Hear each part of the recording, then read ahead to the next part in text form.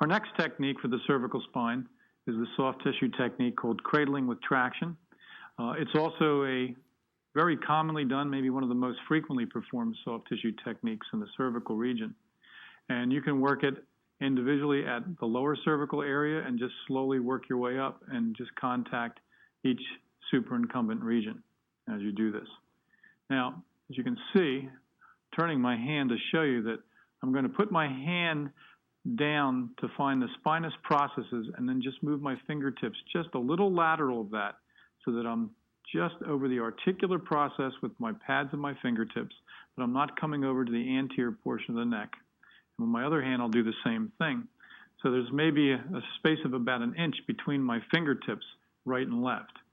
Then what I'm going to do is try to contour or just sort of tent up her neck with my hands like this and just come up into it, keeping the bony spinous process in between my fingertips so that we're not catching the spinous process.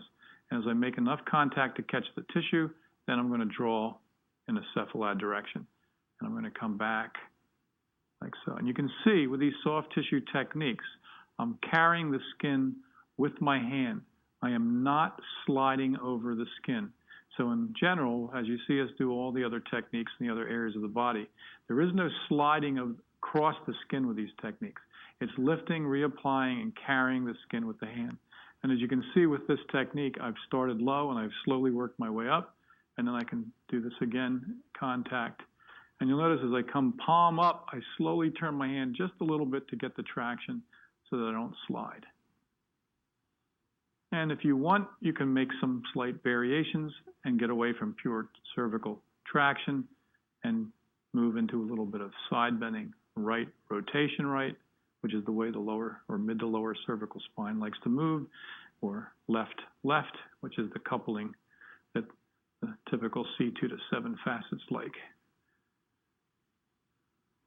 So that's a cradling with traction technique, which is one of the more commonly performed cervical soft tissue techniques.